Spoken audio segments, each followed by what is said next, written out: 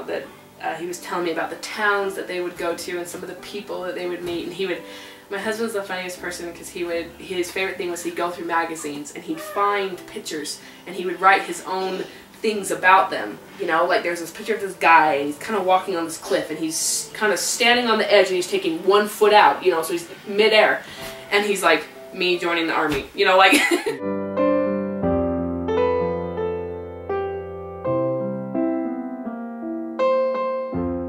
Because he has the greatest sense of humor and he's the most intelligent man I've ever met. And he called me one day and he said, hey, I know we talked about me coming home for my R&R in April or May-ish for our anniversary, our 7-year anniversary. And he goes, but there's a guy that doesn't want to go home so early. He goes, so I switched with him, and he's like, I'm going to be coming home in like 2 weeks. And this was like right around Christmas time. And I'm like, are you kidding me?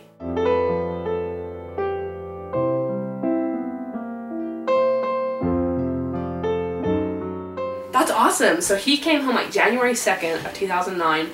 And we just had like the awesomest 2 weeks. We took the kids to go to like this Walking with Dinosaurs thing at the Energy Solutions Arena. We rode the tracks down there because the kids love trains. Mm-hmm. We just hung out and just did what we always do. We just watched movies, we ate Oreos together as a family, we biked as much as we could in the winter, but you know, we just took the kids to the library, we just did what we do. It was awesome. And then he ended up flying back on his 31st birthday, and that's the last day I saw him.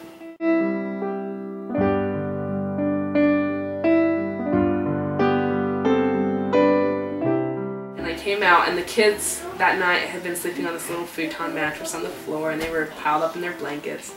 And I come out, and he was laying next to them, and he was touching their heads. And like, even though he doesn't cry, you could see the tears like building up in his eyes. But I went down into the room with him and I shut the door and I was laying with him, and he just started just sobbing, and he just said, I can't leave you guys. I can't, you know, it's too hard. And I think, I don't know if he knew somehow that he wasn't gonna come back, but he was just like, he's like, what would I do without you? I'm so lost over there without you, you know. And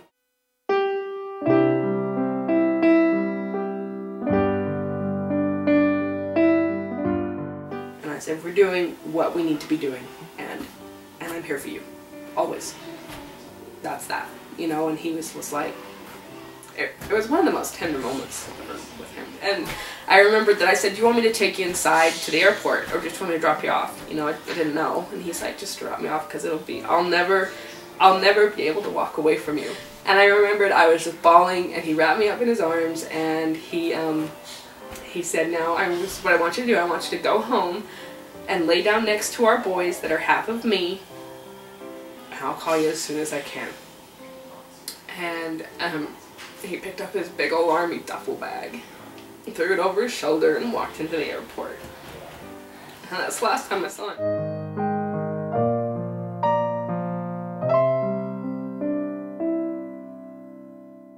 When he stopped at Fort Hood, and he made us another video, and he read the kids Skippy John Jones.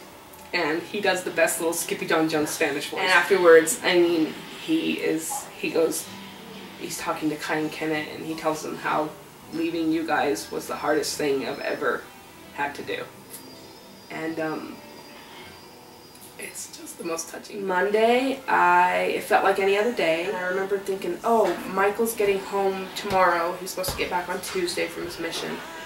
I gotta hurry up and post Kai's birthday on the blog so that when he hops on, he can see his birthday photos and blowing out his candles and everything like that. I am the free.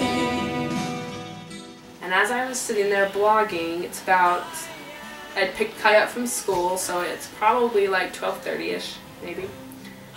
And Kai comes in and says, Mom, someone's at the door. And I think every mother can confess that they've done this, you know. I tuned him out and I was like, yeah, good. You know, yeah. I'm trying to get this done type thing, you know. And anyways, and Kai kept coming down. He goes, Mom, they're still there. And I'm still not paying attention to what's going on. I'm like, I'm getting my creative juices flowing, writing, you know, and I'm like, I don't have time to listen to this. Oh. And then finally he comes down and he goes, Mom, someone's at the door and they're not going away.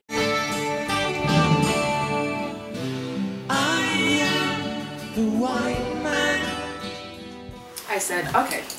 I went upstairs and I opened up the door and there was 2 army soldiers there.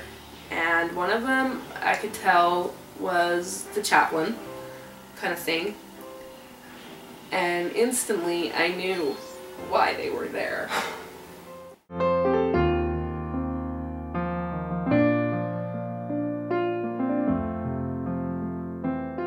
And I opened up the door and they said, "Are you Mrs. Alleman?" And I said, "Yes, I am." And they said, "Can we come in, please?" And everything inside of me was screaming, "No, of course you can't, because I know what you're going to tell me." But, you know, you're just going, yeah, please come sit down. "We regret to inform you that your husband Michael was killed in action this morning." And it was really difficult for me to listen past that. And I just kind of sat there and I said, "You have the wrong house. You must have the wrong house. I just talked to him 36 hours ago."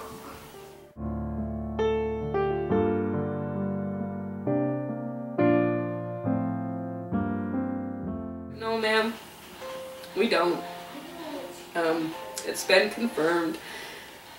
And I didn't know what to do. I just kind of bent over and I just kind of started rocking back and forth. And I said, and then I'm not an angry person, but I kind of got a little, I just said, "No, you don't understand.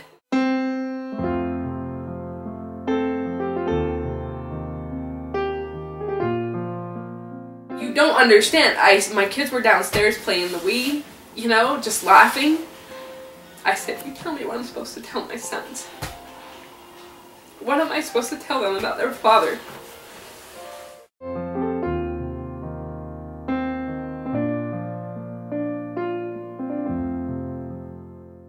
And so after a while, when you regain your composure, I said, "Do you know if he suffered?" And they said, "We don't, ma'am. We don't know that." And at that very moment, I had a witness to me that he did not. And I felt this immediate peace. And I said, all right. In my mind, I went, okay, I can do this. As long as he did not have to suffer, I can do this. That I couldn't have borne that at all. And come later when I found out how he actually died, it was the quickest thing in the world.